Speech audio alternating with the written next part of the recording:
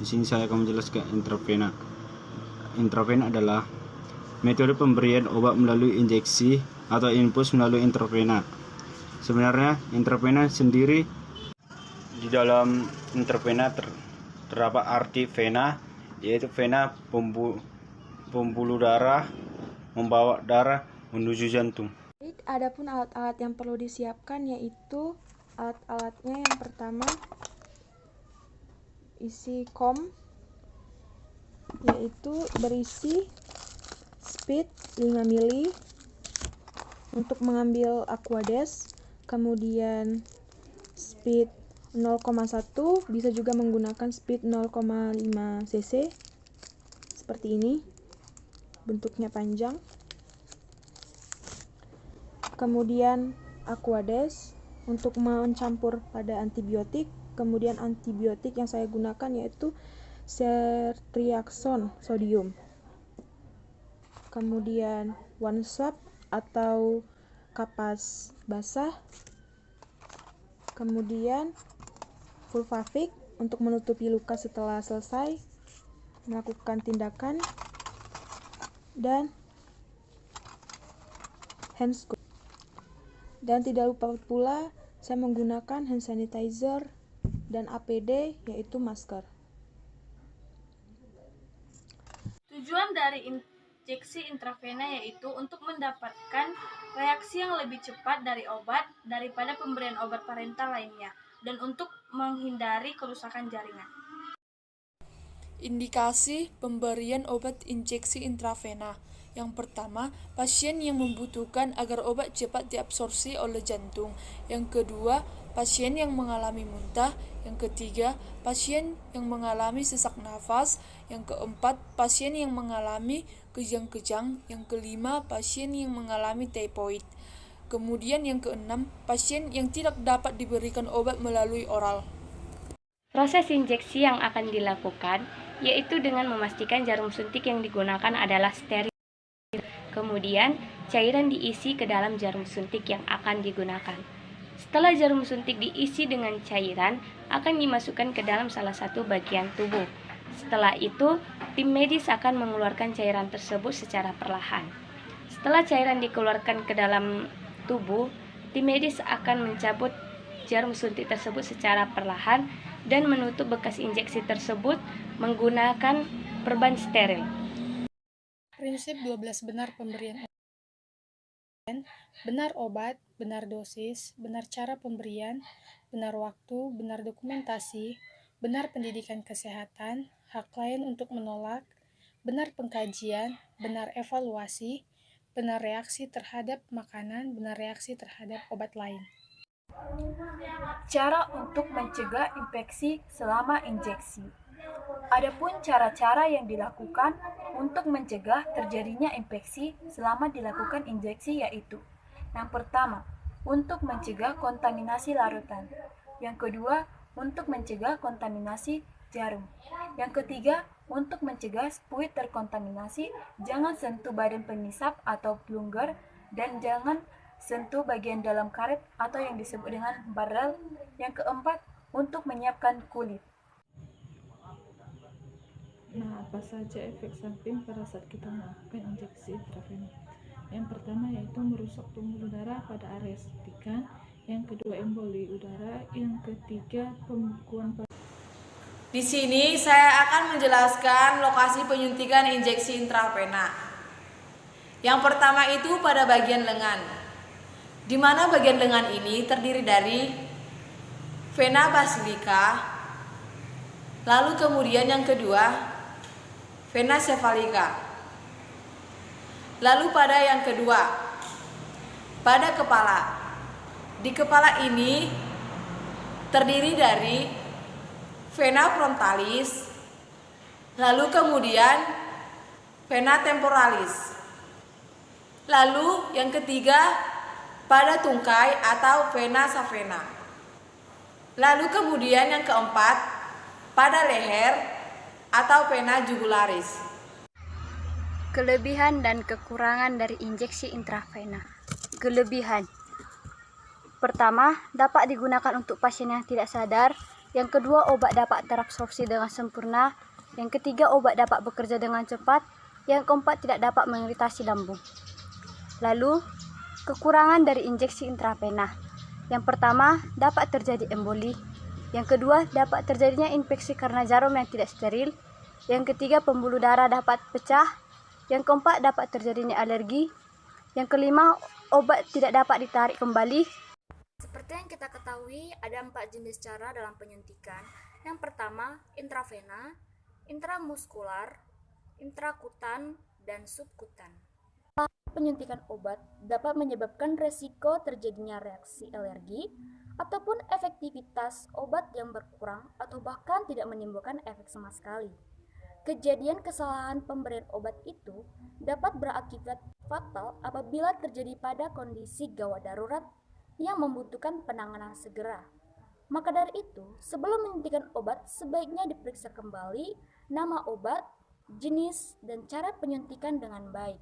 Jika kurang jelas, segera berkonsultasi dengan dokter mengenai cara pemberian obat yang paling tepat pada pasien. Sekian dari saya. Untuk sudut penyuntikan atau injeksi intravena atau IV dibutuhkan dengan sudut sebesar 15-25 derajat. Apa saja yang dilakukan oleh injeksi intravena? Yang pertama, norange. Norange adalah obat untuk mengatasi berat akut dan kronis, dan mengatasi seperti sakit kepala, sakit gigi, nyeri haid, bahkan nyeri pada operasi. Obat ini dikasih minimal 2 cc atau 2 mm. Yang kedua, isosobidar atau ditarades.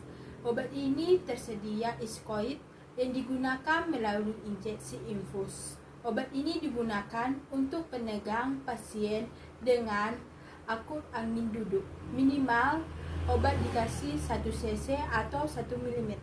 Yang ketiga, lekoningen. Lekoningen untuk mengatasi kondisi ketika jumlah sel yang membagi dalam darah atau pada nyeri pada tangan. Minimal dikasih 3 cc atau 3 mm.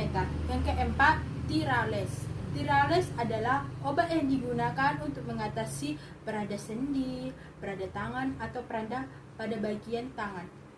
Ini minimal dikasih 2 cc atau 2 mm. Yang kelima, mikrobisis. Mikrobisis adalah obat yang untuk mengatasi kekurangan vitamin yang B1, B6, B12 serta mengatasi penyakit yang peradaban saraf. Minimal dikasih 3 cc atau 3 mm.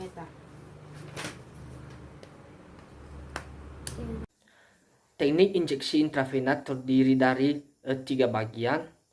Yang pertama yaitu teknik dorong langsung ke dalam vena, di mana obat yang telah diinjeksikan secara langsung ke dalam vena akan memberikan reaksi tercepat dalam waktu 18 detik sehingga obat akan masuk ke seluruh jaringan. Yang kedua yaitu teknik dorong langsung melalui selang, di mana teknik ini digunakan untuk memberikan obat-obatan ke pembuluh darah secara konstan dengan perlahan-lahan dan membuat tenaga medis dengan mudah mengatur dosis serta waktu yang ditentukan agar obat bisa terserap dengan baik. Kemudian yang terakhir yaitu teknik dorong langsung melalui alat, misalnya Venflon. Venflon ini merupakan jarum suntik untuk terapi infus yang dikembangkan untuk membantu meminimalkan risiko percikan darah yang tidak terduga dan cedera akibat tertusuk jarum. Bahaya injeksi intravena dapat mengakibatkan terganggunya zat-zat koloid darah dengan reaksi hebat. Karena dengan cara ini, benda asing langsung dimasukkan ke dalam sirkulasi. Misalnya, tekanan darah mendadak turun dan timbulnya syok. Bahaya ini akan lebih berbahaya jika injeksi dilakukan dengan terlalu cepat, sehingga kadar obat setempat dalam darah meningkat terlalu pesat. Oleh karena itu, setiap injeksi intravena sebaiknya dilakukan amat perlahan, antara 50 sampai 70 detik lamanya. Komponen obat suntik yang pertama ada zat berkhasiat, yang kedua ada zat pembawa atau pelarut. Zat pembawa atau pelarut itu terbagi menjadi dua.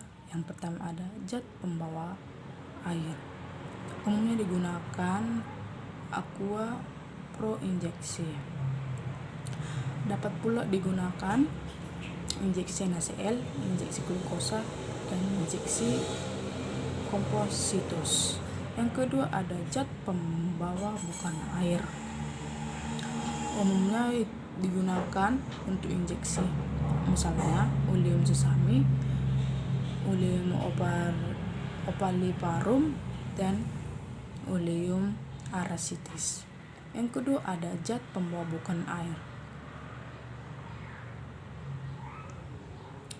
Yang ketiga ada obat tambahan. Tujuan penambahan zat tambahan beserta contohnya, yang pertama ada untuk mendapatkan pH yang optimal, contohnya asam untuk alkaloida, basa untuk golongan sulfa. Yang kedua ada untuk mendapatkan larutan yang isotonis, contohnya NaCl. Yang ketiga ada sebagai zat bakteri sida, empat ada sebagai ariestesis lokal. Yang keempat ada zat wadah dan tutup. Wadah beserta bahannya. Yang pertama ada wadah kaca.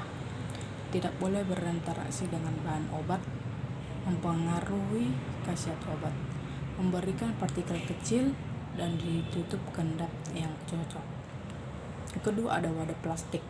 Contoh wadah plastik adalah polietilen dan poliprotilen, tetapi biasanya wadah plastik digunakan pada obat tetes mata seperti tetes mata.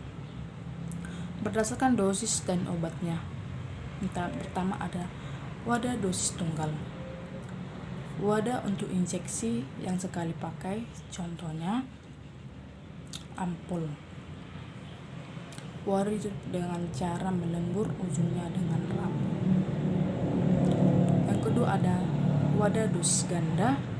Wadah untuk beberapa kali penyuntikan, umumnya ditutup dengan aluminium dan karet, contohnya vial. Selanjutnya ada tub. Injeksi ditutup dengan cara melembur ujungnya dengan api pada bentuk ampul dan menggunakan karet dan aluminium pada bentuk vial. Sekianlah saya menjelaskan komponen-komponen obat suntik. Jika ada perkataan atau ucapan saya ataupun kurang, saya meminta maaf karena nilai saya bisa menjelaskannya. Terima kasih. Selamat pagi. Syarat-syarat lokasi injeksi intravena ada 3. 1. Pena yang dekat dangkal. 2. Dekat dengan tulang. 3. Pena yang umumnya dipakai adalah pena yang dekat tulang. Letak pada pena dangkal yaitu di bagian tangan. Selamat siang, Dek. Selamat siang, Suster. Apakah benar dengan adik Rahel Iya, Suster. dengan umur 13 tahun? Iya, Suster.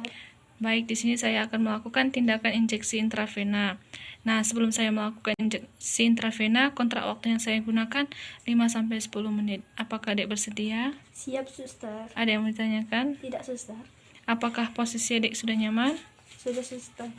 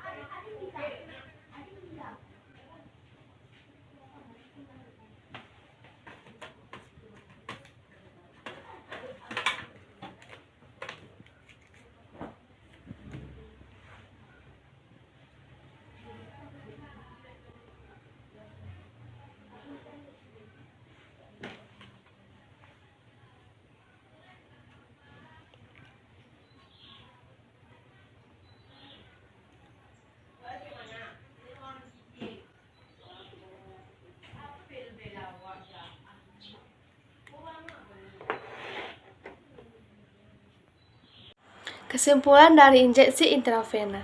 Injeksi intravena adalah memasukkan obat langsung ke dalam pembuluh darah vena atau pembuluh darah yang balik ke jantung. Pemberian obat melalui intravena sangat berguna untuk orang yang tidak sadarkan diri, mengalami gangguan oral, dan lain-lain. Pemberian obat intravena tidak boleh diberikan kepada penderita yang memiliki gangguan pada permukaan kulit, yang ada luka, maupun pembekakan karena menimbulkan luka baru. Pemberian obat melalui intravena dapat dilakukan dengan cara langsung dan tidak langsung.